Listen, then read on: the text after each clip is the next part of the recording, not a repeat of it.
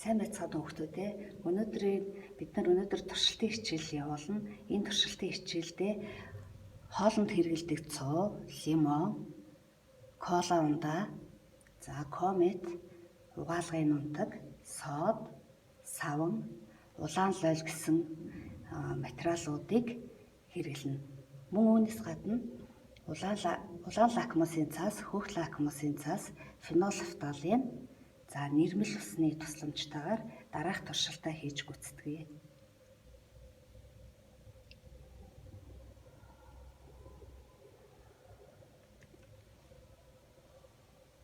Энэ туршилтын гол зорилго нь юу вэ гэхээр бид нар эдгээр материалуудыг хүчлэлэг болон суурилаг шинжээр нь ялгах юм байна.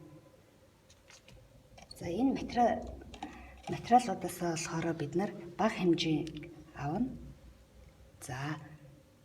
Энэ шаазан тавиуртай хоолны цуугаа тусаалаа. Дараа нь лимоны хүчлээс мөн бага хэмжээтэйг авъя.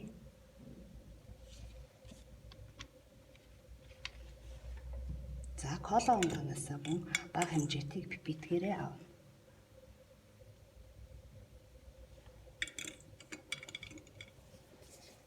Тэгээд энд мөн улаан лойлын шүүс хэрэгтэй болно. Энэлийн шаазан тавиурт болохоор кометноос мөн бага хэмжээтэйг авна. Бид нар энийг бол амьдрал ахуйтай бас угаалгын бодис болгож хэрэглэдэг. Дараад угаалгын нутагнаас авна. Угаалгын нутгийг бол ихэвчлэн ээжүүд бол хэрэглэдэг. Дараа нь хүнсний сод байна. Цагаан өнгийн нутаг бодис. Савн дээр ус хийж өгье. Тэгэхээр бидний энэ шаазан тавиур дээр тавьсан зүйлүүд бол ихэвчлэн бидний хүнсэнд хэрэглэгддэг материалууд байгаа. Харин энэ хэсэгт байгаа зүйлүүд нь болохоор дандаа угаалгын нутгууд. Гэхдээ энэ тавиур дээр бол эдгээр материалуудыг бол хатуу төлөвт байгаа, нунтаг хэлбэртэй байгаа учраас үүнийг бид нар уусмал хэлбэрт бол шилжүүлнэ. Үүний тулд энэ дээрээ бага хэмжээний ус нэмээд өгье.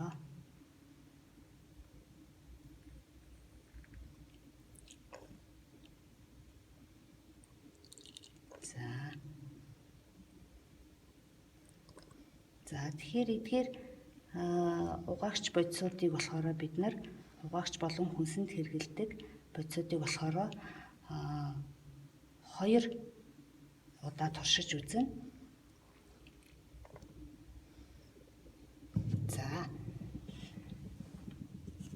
Энд болохоор хөх өнгөтэй лакмусын цаас байгаа.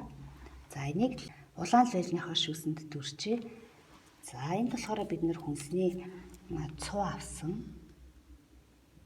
Цуундаа дүрээд орхичих. Өнгөний өөрчлөлтүүдийг манай хүүхдээ сайн ажиглаж байгаарай. Лимонд дүрлээ.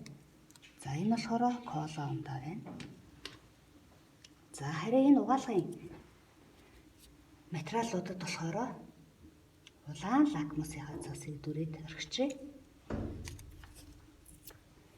Эхнийх нь комет, дараагийнх нь угаалгын нутаг, дараа нь болохоор бидний хоол хүнсэндээ хэрэглэдэг хүнсний содын усмал байгаа. Энд болохоор савн. Савн дээр ингэж тавьчих. Ингээд өнгө нь яаж өөрчлөгдөж байна манай хүүхдүүд ажиглаж байгаарай. Ингээд энд болохоор цаасан хэлбэртэй байгаа 2 цаас байна. Энд болохоор уусмал байдалтай фенолфталин гэд бодис байна. Энэ бодисыг болохоор бид нэр энэ угаагч бодисууд дээрээ тусаагаад өгье. Өнгөний өөрчлөлтүүдийг хараарай. Энэ болохоор содын усмал. Энэ болохоор савн дээр тэр уусмалд нь тусаач.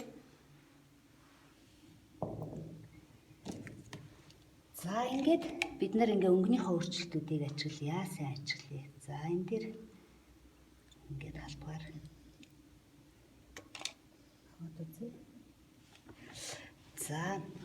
тэгэхээр эдгээр хүнсний бүтээгдэхүүн болохоор хүнсний бүтээгдэхүүнүүдийн өнгөний өөрчлөлтийг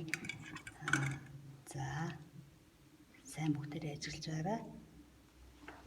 За энэ улаан лойл за хүнсэнд хэрэгэлдэг цуул лимон дээр болохоор өнгө нь болохоор хөх өнгөтэй байсан цаас улаан өнгөтэй болсон байна. За энэ дээр кола ундаан дээр болохоор өнгөний өөрчлөлт бусдыгаа бодвол нэг тод ажиглагдахгүй. Гэхдээ энэ дээр болохоор энэ баг зэрэг улаан өнгө өгсөн байгаа. Хүүхдэд харж байгаа. За энд болохоор энэ фенолфталин гэдэг шингэн энэ бодисод болохоор энэ угаагч бодисууд маань ихэвчлэн ягаан өнгөтэй харин улаан лакмусын цаасанд хөх өнгөийг үзүүлж байна. За хамгийн сүүлд бид нар болохоор кола ундаан дээр бол энэ өнгөний өөрчлөлт бол маш удаан явагдсан байгаа. За тэгэхээр бид нар хоол хүнсний материалууд болон угаагч бодисууд эдгээр лакмус хөх өнгөтэй лакмусын цаас, улаан өнгөтэй лакмусын цаас болон фенолфталин гэдэг бодисуудад ямар өнгө өгч байгааг эндээс та бүхэн харлаа. Тэгэхээр эдгээр хүнсний бүтээгдэхүүн бол ихэвчлэн ямар амттай вэ гэдгийг манай хүүхдүүд мэдж байгаа. За энэ угаагч бодисууд одоо бусдаасаа ялгарах онцлог шинжүүд нь юу вэ гэдгийг ялангуяа ээжүүд бол илүү сайн мэдж байгаа.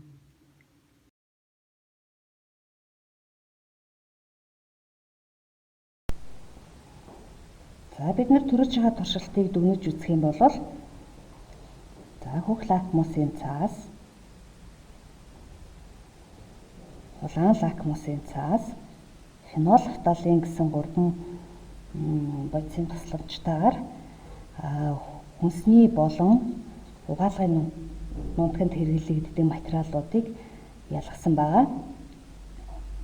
За тэгэхээр хүнсний материалууд болох цуул, лимон, кола унда, улаан лойлонд болохоор хөх лакмусын цаас улаан өнгөтэй болсон.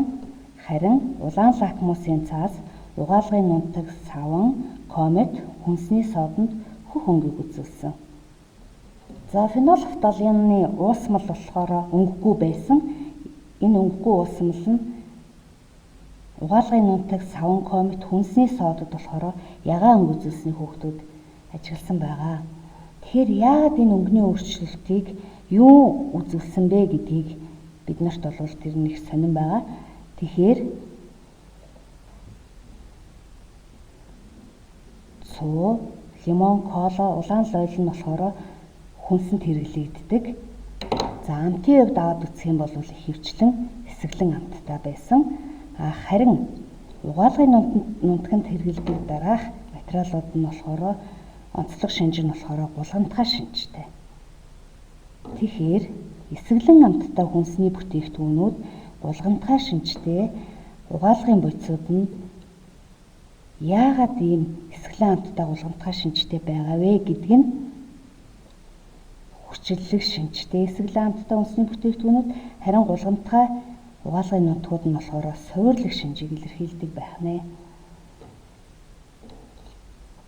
За тэгэхээр эндээс бид нар яагаад эсэглэн амттай нь хүчлэлэг гулгамтгай амттай суурлаг шинжтэй болдог вэ гэдгийг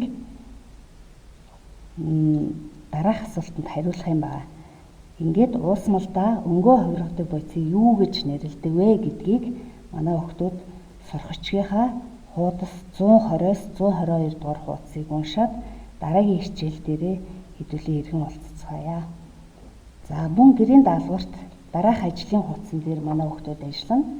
За энийг дэвтэртээ бичээд 6 сайн ажиглан эхлээд ажиглаад хүчлэлэг болон суурлаг орчинтойг алийг нь үзүүлэхийг дугуйлах юм байна. Энийг дэвтэр дээрээ бүгдээрээ бичээд хийн. За энэ хүснэгтэнд 16 материалууд өгөгдсөн байгаа. За хүүхдүүдэд амжилт хүсье.